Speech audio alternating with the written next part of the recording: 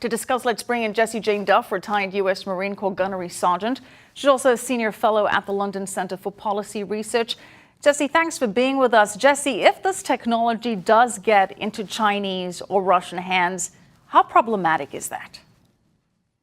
Well, essentially, all of these F-35s are based upon a highly technological system that, of course, China and Russia would have an advantage to understanding how they operate, what type of technology we're utilizing, and maybe even duplicate for their own effective measure in fighting the U.S. or any other of their enemies. We don't want this technology going in because essentially we know that our technology is the most advanced in the world.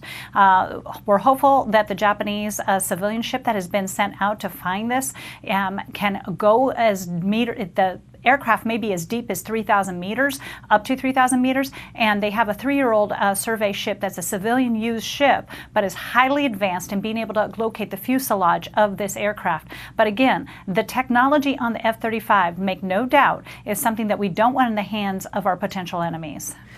Explain how this jet just went missing in the first place. The Japanese Air Self-Defense Force said that this F-35 was part of a 4-aircraft group that took off from Misawa Air Base in northern Japan on a routine training mission earlier this month.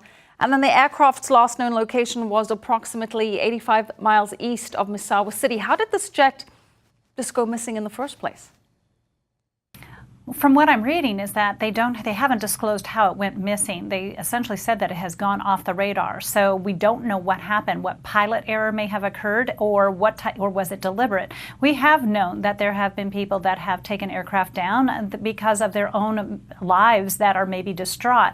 But we don't know that this was necessarily a suicide mission, nor do we know if the aircraft failed. And often another factor that happens with some of these fighter jets at night, sometimes the pilots can become disoriented, even when they have the most technologically advanced equipment, and if they're not able to sense which way is up or down. And at night, it's even more difficult to see if any of his systems had failed, such as his night vision capability, whatnot. He very easily could have gone into the water as a complete error. But with that, we don't know if this was deliberate or if it was a technology failure or just pilot simple human error. Right. Jesse, I want to get your thoughts on this because in the meantime, there is that standoff between the U.S. and Turkey over those F-35s. Turkey, as we know, wants to buy 100 F-35s. The U.S. has suspended that sale because Turkey also intends to install Russia's advanced S-400 air defense missile system. U.S. officials have told Turkey that it can't have both. Turkey, of course, is a NATO ally. How do you see this playing out?